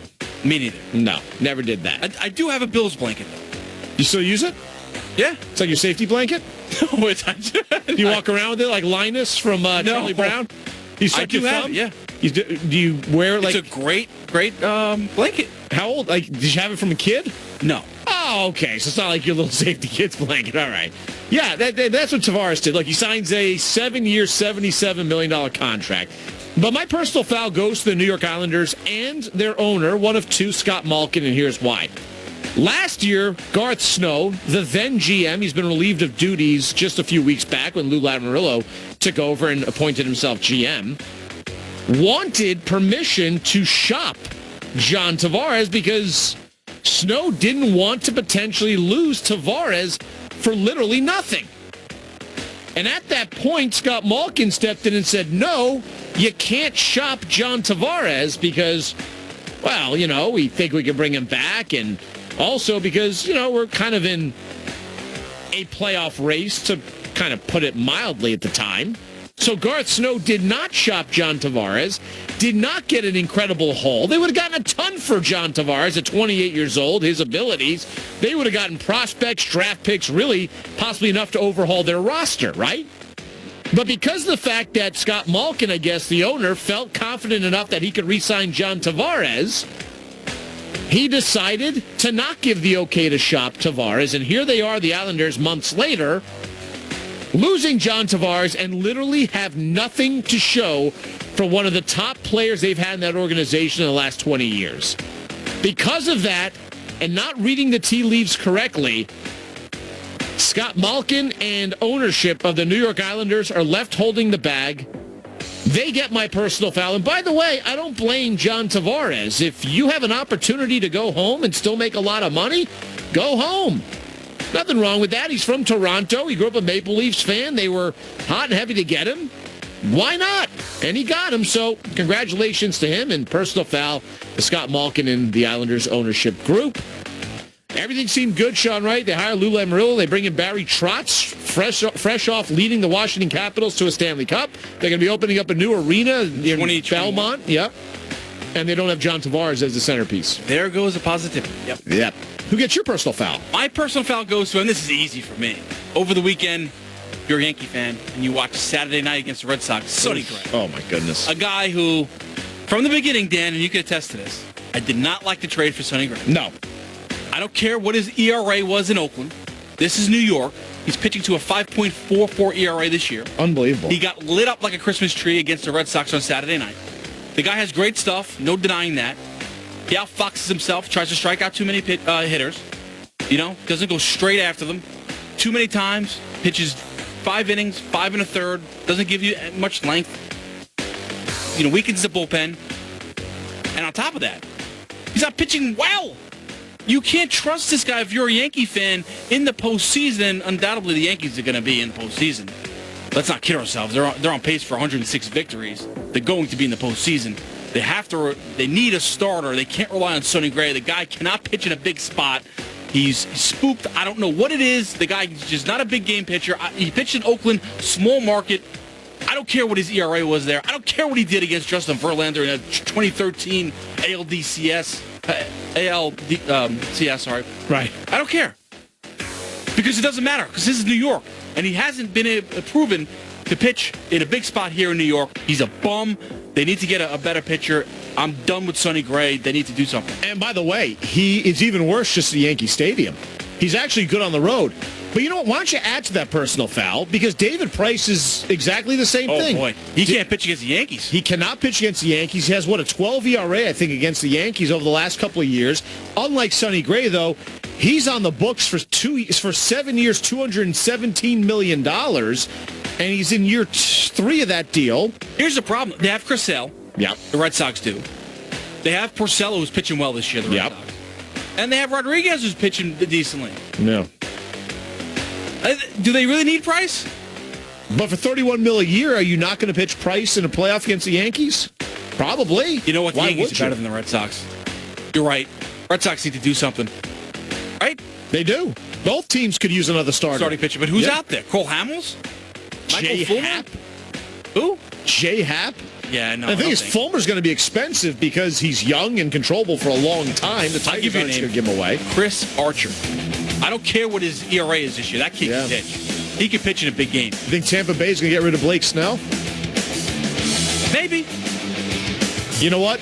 Blake Snell allows them to get rid of Chris Archer because he's controllable for a while. Blake Snell's still very young. That is interesting. Is Chris Archer going to be made available? Would the Rays trade him to either the Yankees and Red Sox in the division? To be determined. All right, soccer next. World Cup, Dan Schwartzman. Stay ahead of the game. You are going deep with Dan Schwartzman right now on NBC Sports Radio. 35 past the hour. It is hour number 3. World Cup continues. Tomorrow will be the final 2 teams into the quarterfinals. The final 8 standing, and no Messi, no Ronaldo makes it very difficult to want to tune in and watch pass. Hate to say it. You know, we have diehard soccer fans in America. You know who you are, but isn't it kind of like golf with Tiger Woods? Like when Tiger Woods plays, more people watch because they want to see Tiger Woods. But when it comes to soccer and you're not the diehard soccer fan and you kind of tune in because of the interest you have in the best players in the world, well, no more Messi, no more Ronaldo. They would have met, by the way, in the quarterfinals. You still have Brazil, but I don't think Neymar's as big a draw as Messi and Ronaldo. When you think of the best players in the world, it's Messi and Ronaldo, right? Neymar's kind of that distant third.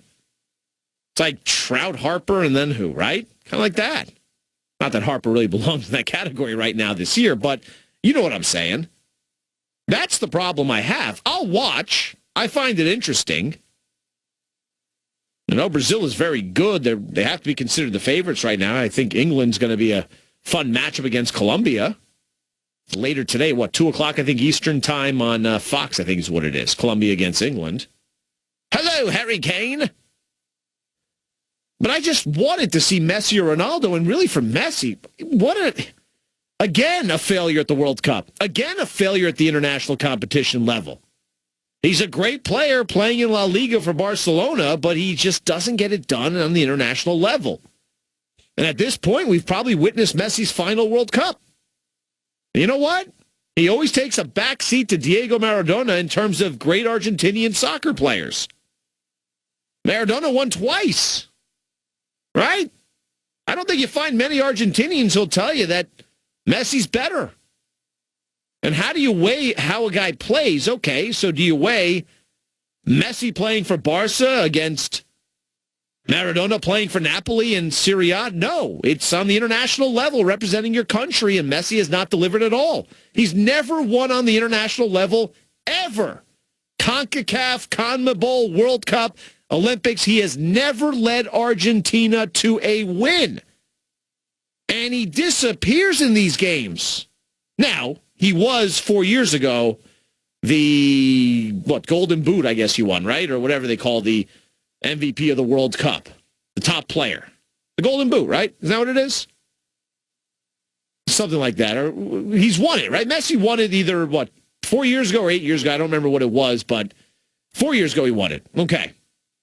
But he still does not have a World Cup victory to his name, and he probably never will have a World Cup victory to his name. So what a disappointment it is if you're Lionel Messi and Argentina. By the way, also, how about Spain losing to Russia, the biggest upset in the knockout stage in history? Spain fires their manager 2 days before the World Cup. You kind of wonder, did that throw this team off kilter and ultimately lead to the result we had? By the way, good for Russia. Now, I would test the blood of every single one of those Russian soccer players with any kind of test known to mankind for whatever the KGB can put together in a lab as their newest form of performance-enhancing drugs. And I'm not kidding here, based on what we saw at the Sochi Winter Olympics when it was a state-sponsored cheating to impress the world in their own Winter Olympics. Do you notice a pattern here? That was in Sochi, which is in Russia. They wanted to obviously impress, being the host country. Well, here we are. This World Cup happens to be in Russia, and Russia advances to a point that, hell, they haven't seen in forever or a long time, with a bunch of no-namers knocking off Spain. Come on.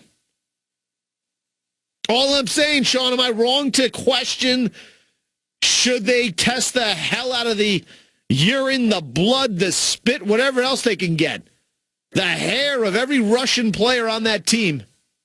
Because it's just too much of a pattern, right?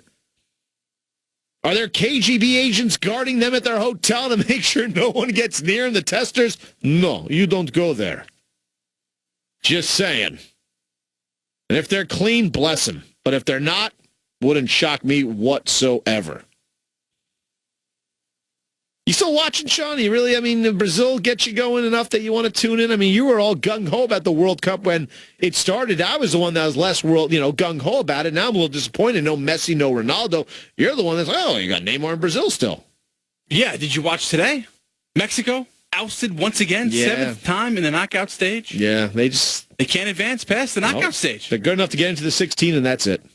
Well, you have to blame the manager, though. His tactics. Soccer tactics get me. They do. It depends on how you use your subs. Yeah, the Japanese manager, too. It's like, what are you doing? But, Japan wasn't expected to advance. But you're up 2-0, 68 minutes into the match. Like, what are you doing still playing offense? Like, literally make the game boring at that point. Play just defense at that point, right? You got a 2-0 lead. That's kind of insurmountable, you think, right? Because when Belgium came back to win that match 4 minutes into stoppage time, the first time in 52 years a team has come back to win in regulation being down 2 goals. 50 years, 52 years. What a shame for Japan. That's not good. Yeah, you're that close to the quarterfinals. Belgium hasn't played great, by the way. They better improve themselves if they want to move on. But what a disaster, really. Mexico can't get it done. And they were the only team that really has played Brazil really tough, What can you do? Neymar scored. Is he he's the marquee guy left. Yeah, France has a couple of guys, obviously. Griezmann, Pogba, and this Kylian Mbappe, the 19-year-old. What were we doing at 19 years old? We didn't score college? 2. Yeah, we didn't score 2 goals, I was playing college football, actually. Right. You didn't score 2 goals in a World Cup match? No. No? You weren't transferred for 180 million euros? No. It's tough. I was playing a better sport. Hey, if you want to make money, don't play football, right? Play soccer. My goodness, those salaries are ridiculous. Alpha males in America play real football. That's true. Yes. Alpha males in every other country play soccer. I don't know if that's true. Well, wait. Let me play what is it called? Rugby. Let me recap that. Or rephrase that. Alpha males and Ronaldo play soccer. They don't, though. In England, the Alphas play rugby. That's true. I'll give you that. Australia, same thing. And Australian rules football, too. True. Which I watched once. I was at a bar. Yeah, I was at a bar once having some drinks with my old college roommates when they were in town. And for some reason, Australian rules football was on. I have to tell you, that's pretty brutal stuff. Yeah, it is. It's fun, actually. I didn't know the rules as well, but it was actually kind of enjoyable to watch. Interesting stuff. Definitely tough to play that. No question about it. So you going to watch tomorrow? England? Columbia? Yeah, of you course. watching it? All right. It's 2 p.m.? I believe it's 2 p.m. The one before that, I don't think 10 a.m. anybody... That's tough. And honestly, is anybody... Look, besides expats, anybody going to watch Sweden and Switzerland, honestly? No. No, don't care. No. Your favorite player's not playing. Who's that? Ibrahimovic. Yeah, what's up with that? Well, he was too old. He was 36. They had retired. They don't want him back, I guess. Messi, did you hear that Ronaldo might continue to play? He's 33. He'll be 37 and a half, almost 38. In Qatar? Really? By the time Qatar comes around, yeah. He said he might play? His manager said he might play. A lot can happen in 4 years. He's still in top form. Yeah, but 4 years from now, he's not. It's like saying LeBron James in 4 years is still going to be in top form. Did you catch Mohamed Salah? Yes. Signed a 5-year deal. Liverpool? Yeah, stays with Liverpool. Was amazing. He had 44 goals in 52 matches this year for them. He was phenomenal. Egypt did nothing in the World Cup. He's the only one that did anything. And then he created this political firestorm. You see that? Where they, for some reason, I don't get this one, but the Egyptian team was in Chechnya. That's where they had them, right? They were training and living in Chechnya, of all places. I understand why. Because the Muslim, okay, but Chechnya is kind of a volatile region. So what happens is they kind of used him as a political pawn. So Salah he took a picture with the leader of the Chechen Republic, who was on Real Sports, I believe. He's a little nuts. He loves MMA fighting. He's like nuts. He's absolutely like nuts. And there was a picture of them together. They made him like an honorary citizen of Chechnya and gave him like the Knight's Cross of Chechnya, which obviously drew a firestorm because the guy is considered nuts and against human rights are not something that Chechnya is very good with, apparently. So Salah got a lot of flack for it. And then he's like, you know what? Screw it. I'm just going to retire. I don't need this stuff for the national team. He is the Michael Jordan of Egypt. Egypt's not exactly known as a hotspot for great athletes. And Salah is the best they have. He is a legend when he walks around on the street. He's still a young guy, by the way, but he's a legend there. So he felt kind of like disrespected that he was being used as a political pawn and even threatened to leave the team in the midst of the World Cup and retire. But stays in England, stays with Liverpool. Good for the EPL. They don't lose another great player to La Liga, which a lot of guys seemingly do. You remember Manchester United had Ronaldo. I know. Had him early, right into his prime, and then they sold him to Real Madrid. 89 million euros, which is a lot, 89 million pounds, I think. A lot of money back then, but still, compared to today, would they rather have that money or would they rather have Ronaldo on their team? Think about that. All right, I want to get into this Cam Chancellor thing a little bit because I don't know what the heck it means. When you retire, you usually use the word retire, right? Or retirement. Cam Chancellor, in his lengthy statement on social media, seems to hint that he's retiring. The problem is he never actually uses the R word. So how do I read into Cam Chancellor and the cryptic post that he put out this weekend? I'll tell you next. Going deep. Dan Schwartzman, NBC Sports Radio and the NBC Sports Radio mobile app. Wrapping things up, going deep, Dan Schwartzman, NBC Sports Radio. Looks like 30-year-old Cam Chancellor, the four-time Pro Bowl safety of the Seattle Seahawks, is calling it quits. Wrote a long message on social media talking about his injury. He suffered a neck injury that was considered career-threatening when it happened. So to kind of take out some of the highlights as to what he says, quote, to walk away from the game by choice is one thing. To walk away from the game because of the risk of paralysis is another. I've played through all types of bruises and injuries at a high level, but this one I just can't ignore. Never actually uses the word retirement or retire, but when you read what he wrote, clearly it seems that he has decided that it's not worth risking his long-term health to continue playing football. He's had a heck of an 8-year career since coming out of Virginia Tech. What was he, a 5th-round pick or something like that, to turn into one of the top safeties? And at one time, people would say he may have been the best safety in the NFL for a couple of years. It's not worth paralysis. He's won a Super Bowl. He's a great safety of the last decade. He's young. And you hate the fact that at 30 years old, his career is most likely over. But he's also got a good head on his shoulders to realize that it's not worth the risk to your long-term health. One bad hit on that neck and you are paralyzed, potentially, is seemingly what he's been told. Why would you take that risk? You're still young. Walk away now. You've made money. You've had a great career. You don't want to spend the rest of your life in a wheelchair because you decided to continue playing, putting it all out there. And really, would the Seattle Seahawks or any team even let you play when there's the chance of paralysis if you get hit the wrong way? He had said back in May to 13 News in Seattle, quote, "If my body says don't play, I'm not playing. I'll listen. I'm a very good listener." And from what we understand, nothing has gotten better. He said, quote, on Sunday in that message, the final test of his injury showed no healing, meaning it's not getting any better. If it's not getting any better, you cannot go out there and play. You can't. And it just seems to be that everything he has said since last year leads you to believe that he's not coming back. Remember, Pete Carroll said that it was going to be tough because remember, two guys on Seattle suffered career-threatening neck injuries. It wasn't just Cam Chancellor, it was also Cliff Averill. And Pete Carroll said last year at the end of the season, quote, it's going to be hard to have, they're going to have a, quote, hard time playing football again. Yeah, walk away, smart move, don't risk it. And then there was one, Earl Thomas is left, Legion of Boom. Can you believe that? Will they pay him? Will they trade him? How long does Earl Thomas last in Seattle now? They're ridiculous to not pay him. Because here's the thing. Wasn't it always, okay, you can't keep the entire Legion of Boom together because you're spending a fortune on your... There's no one left. There's no one left Bennett's at this gone. point. I know right. He wasn't the safety, but... Averill's gone. Right. In terms Richard of... Sherman's gone. Right. Chancellor's now gone. Yeah. Wagner's still there, but still. You got to keep Wagner and Earl Thomas. Those are the cornerstones of that defense.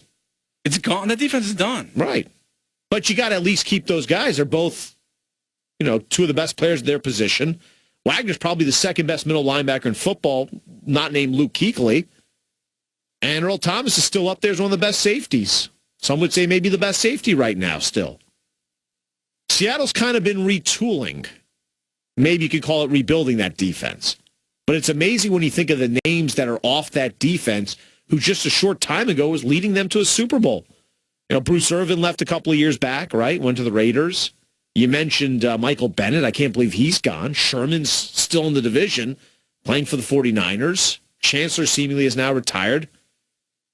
What was it? Browner was the other guy, right? The cornerback. Brandon Browner, right. He was the other guy. Frank Clark's still there. That's right. Frank Clark's still there, your Michigan guy. Could we even name three members of that back? Can we even name three members of that secondary? Earl Thomas. Who else is there? Is Lane there? No. Jeremy Lane? Did they get rid of him? Or didn't they bring him back? Yeah. Right, he came back. Maybe he's there. It's incredible. You think about that. That was like the easiest question at one time. Name three members of that secondary. Easy. Sherman, Chancellor, Earl Thomas. That's it. You got some names? Shaquille Griffin. That's right, Shaquille Griffin. Justin Coleman. Who? Exactly. Wow. Nico Thorpe. Again, who? No relation to Jim? Akeem King. No. Mike Tyson. Yes. The boxer or the safety or cornerback? Unbelievable. How about that? Smart move, Cam Chancellor. If paralysis is out there, walk away. All the time we have. See ya.